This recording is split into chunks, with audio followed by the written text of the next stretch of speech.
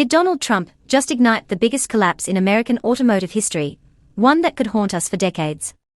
The evidence is stacking up, and it's not looking good for the former president's economic strategy.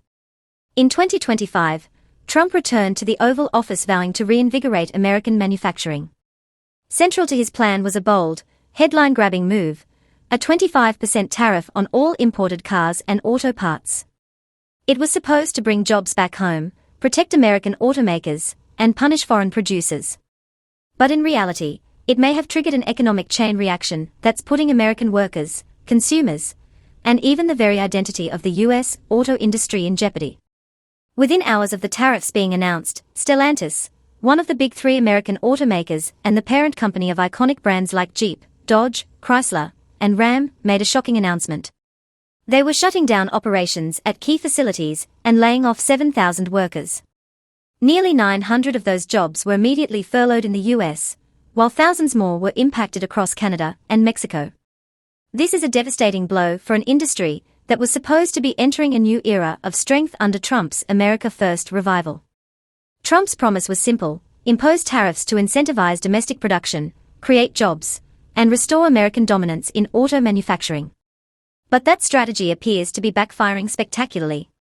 Instead of companies rushing to open new factories in the U.S., they are pulling back. Investment is drying up. Jobs are being eliminated. Production lines are being halted. And the cost of doing business in America's auto sector is skyrocketing. Let's look at the hard numbers. The tariffs have caused the price of imported parts and vehicles to spike, forcing automakers to either absorb the costs, reducing their already thin profit margins, or pass them on to consumers. Most are choosing the latter.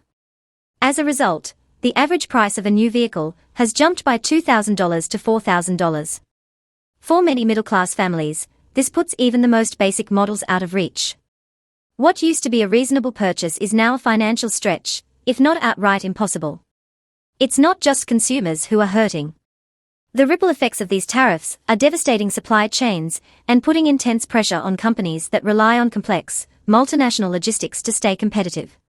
Take Tesla, for instance. The EV giant relies on imported minerals and components for battery production. With tariffs now inflating those costs, production delays are becoming the norm. Delivery times have ballooned, and investors are taking notice. Tesla's stock has taken a hit, joining a broader trend of downward revisions and lost confidence across the auto sector. In just the first week following the announcement of Trump's new tariffs, Wall Street wiped $50 billion from the valuation of U.S. auto manufacturers. Major firms like Ford, GM, and Stellantis were downgraded.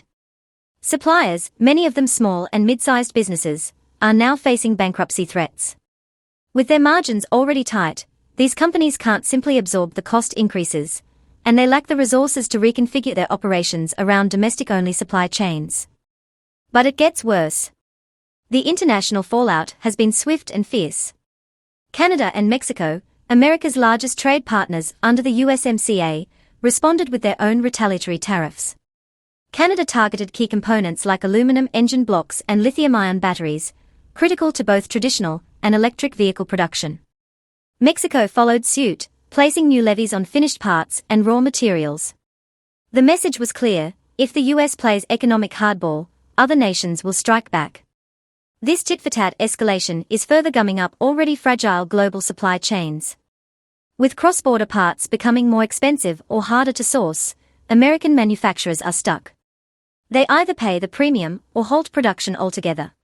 Either way, the damage is mounting. And make no mistake, this isn't a temporary hiccup. Industry forecasts are grim.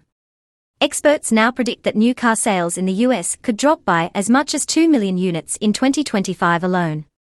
That translates to billions in lost revenue and an untold number of layoffs. In fact, jobless claims have already surged to 242,000, the highest level since the COVID-era recession. The American automotive workforce is in crisis. The production cost increase. A projected $107.7 billion across the sector. That's money that would have otherwise gone into wages, R&D, facility expansions, or innovation. Instead, it's being funneled into paying import taxes and mitigating international friction. The end result?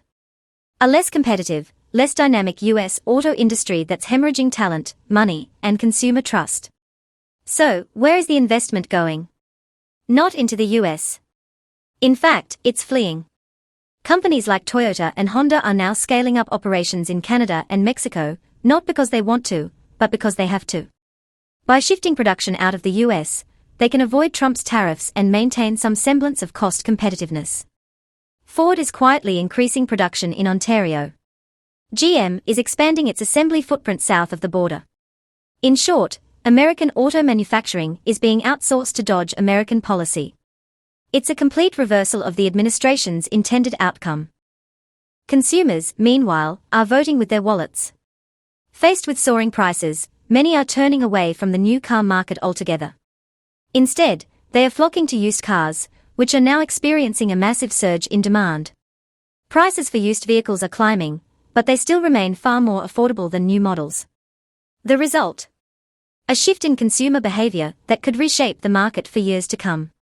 New car dealerships are suffering, while used car lots are booming. And the cultural implications run even deeper. Owning a car, especially an American-made car, has long been a symbol of freedom, identity, and economic achievement in the United States. But now, that dream is slipping away. For many, a new Jeep or Dodge is no longer a feasible purchase. These vehicles, once the pride of Middle America, are becoming luxury items reserved for the well-off. Working-class Americans are being priced out of the very lifestyle politicians promised to protect. And it's not just in the US that people are noticing. Canadian tourism to America has declined, in part as a form of economic protest. Canadians frustrated by US trade policy are choosing to vacation elsewhere. That might seem symbolic, but it represents real dollars lost in US border towns, hotels, restaurants, and attractions. Tourism is becoming a tool of diplomatic messaging, highlighting the cultural and economic rift caused by political miscalculation. The long-term effects of this growing crisis are beginning to feel inevitable. If additional sectors are pulled into the crossfire, like tech, agriculture, or energy, we could see a full-scale recession unfold. The signs are already flashing red: rising unemployment, falling consumer confidence, reduced industrial output, and a stock market that's jittery with every new development. Regional economies that depend on automotive jobs, like Michigan, Indiana, and Ohio, are already showing signs of strain. Local businesses are shutting down. Home values are dropping. Tax bases are shrinking. And through it all, the political pressure is building. In key swing states, voters are beginning to ask hard questions. How can a policy that was supposed to protect American jobs result in mass layoffs? Why did a strategy built on patriotism seem to deliver nothing but pain? Trump's team has offered familiar refrains: short-term sacrifice for long-term gain, but with no evidence of a turnaround on the horizon. Patience is wearing thin. Critics from both parties are calling for immediate action. Some are demanding a repeal of the tariffs. Others want a broader economic strategy that includes investment in workforce training, green manufacturing, and smarter supply chain management. There's a growing chorus pushing for comprehensive policy reform to stop the bleeding before it becomes irreversible. And here lies the most urgent question of all: can this be fixed? The damage done by the tariffs isn't just financial, it's structural. It's shifting global supply chains, changing corporate investment strategies, and altering consumer behavior in ways that may not be easily reversed. Even if the tariffs were lifted tomorrow, trust has already been broken. Companies have already signed new deals, opened new plants, and restructured operations outside the US. It may take years, or even decades, to bring them back. Moreover, the growing inequalities in car ownership are reshaping the national identity. Where once a Ford F-150 or a Dodge Charger was a rite of passage, those cars are now slipping out of reach for average Americans.